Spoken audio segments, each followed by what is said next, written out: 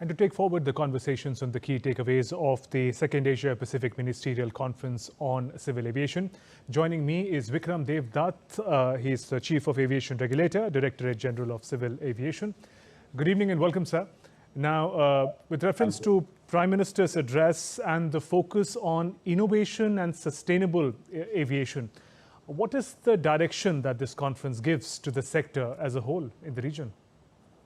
Well, at the very outset, I would like to indicate that this has been an absolute landmark moment in terms of a paradigm shift across critical elements of the growth story in aviation. Aviation, as we all know, is a force multiplier in terms of its economic impact, of the cultural footprint which it leaves, ensuring equity across regions, connecting peoples and cultures. Innovation and fast emerging technologies are basically the future. The Prime Minister spoke at length about air taxis and eVTOLs and vertiports. That is an emerging space where regulatory approaches across the world are still evolving, keeping pace with the technology.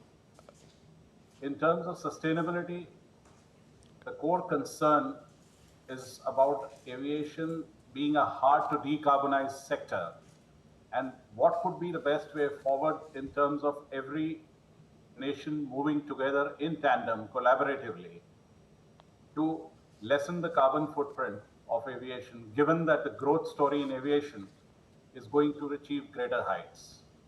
Sustainable aviation fuel, its production, its affordability, and its equitable accessibility to all parts of the globe is a concern which was deliberated upon at length in this conference. I think COVID pandemic taught us valuable lessons, and the most valuable takeaway from the experience of COVID for the aviation industry as a whole has been one of collaboration.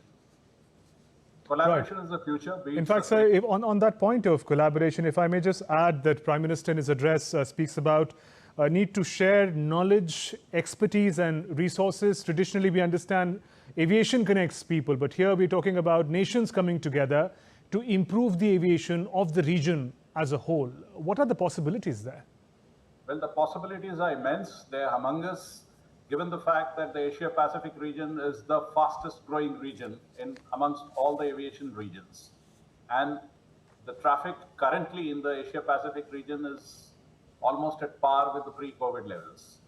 And talking of India in specific as the aviation powerhouse in the region, the scale of growth across all elements of the aviation infrastructure, be it airports, whether it is induction of aircraft by our airline companies, whether it is the last mile connectivity through the wonderfully conceived scheme of UDAN, which is one of its kind anywhere in the world, and which the Honorable Prime Minister held out as a showcase for other nations to emulate, ensuring an aspirational urge from every corner of the country by a common citizen to avail of air transport as a common facility and not merely an elitist facility, in ensuring inclusive growth and inclusive economic growth of all regions.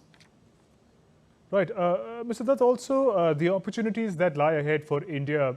Prime Minister singled out MRO, you understand, maintenance, repair and overall services. If you could simplify, what is the nature of opportunity available for India in the region, and what does it also mean for India's trained workforce in the sector?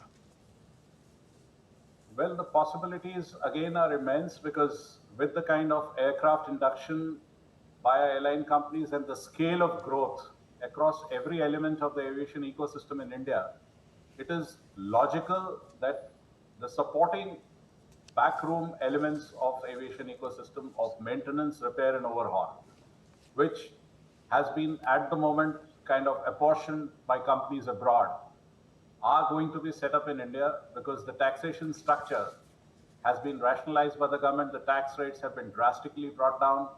There have been a lot of enabling regulatory systemic reforms on the regulatory side, which provide a very conducive and a facilitative environment for investments in the MRO sector to come in. There are companies who have already set up their plans very firmly. And in fact, they're working on those plans actively on the ground to set up these MRO facilities in India, which means that the number of aircraft which would be required to be maintained in the coming years need not be sent abroad for the scheduled maintenance and other checks.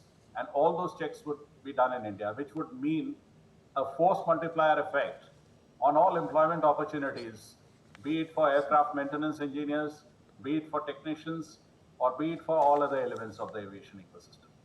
Right, and also while sharing India's success story in the sector, particularly digital intervention, Prime Minister speaks about Digi Yatra, which those of us who use it, we understand it really helps you cut the queues and saves time. What kind of a model does it also appear for all the participants from the region in this conference?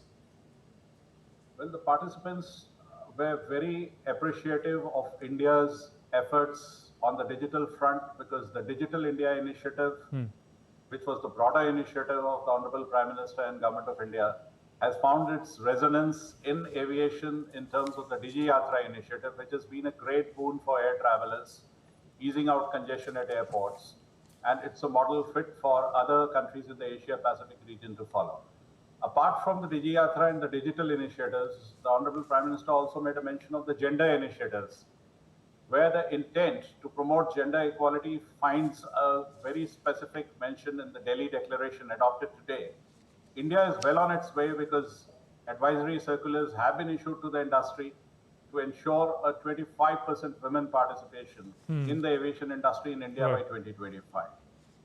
Now, the concerns of the sector, security, whether it's physical security of data or cyber security, Prime Minister said that we must embrace technology also to mitigate this challenge. If you could simplify for us, what does it mean for players in the region? Well, cyber attacks, as we saw in the recent past, have been a threat to aviation worldwide.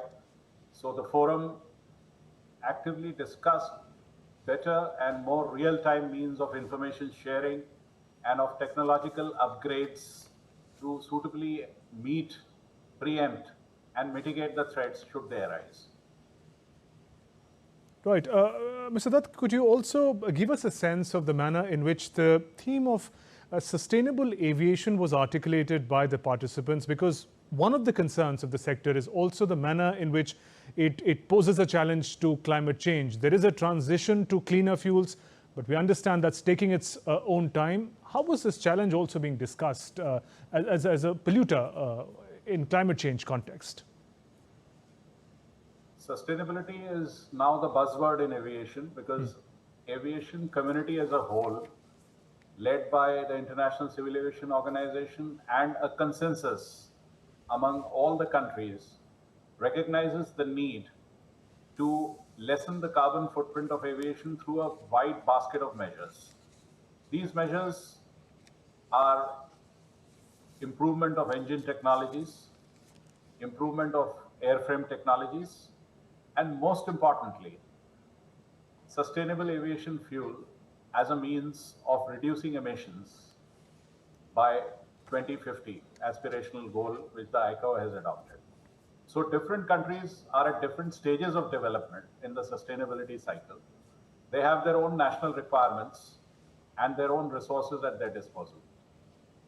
So till 2030, ICAO has adopted an indicative kind of aspirational target of 1% reduction use of SAF by 2027, 2% by 2028, and 5% by 2030. So the immediate challenge in the short term, which all the countries agreed upon, would be to speedily ramp up the production and the availability of sustainable aviation fuel.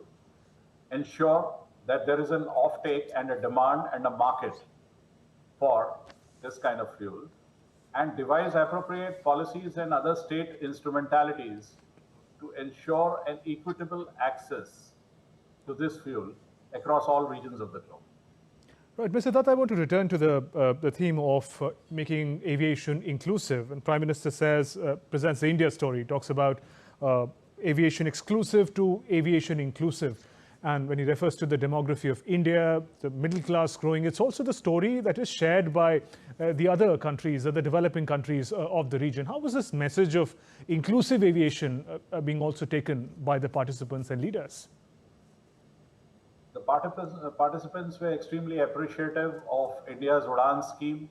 They were keen to know the details of the scheme, the role of the state as a facilitator, the role of the state as a prime mover in generating demand, in creating the infrastructure across all geographical regions of the country, and ensuring that a level playing field and a conducive environment through facilitative aviation laws, as well as other elements of the aviation infrastructure, are available for airlines to start newer routes, and also ensure that a common man is able to realize his dream, his aspirational dream of flying at affordable fares. So it's very much a common man's mode of transport, not an elitist mode of transport. And that is the fundamental transformation and the paradigm shift that has come in the last 10 years. Right. On that note, thank you very much, Mr. Vikram Devdutt, for joining us on DD India and sharing your perspective.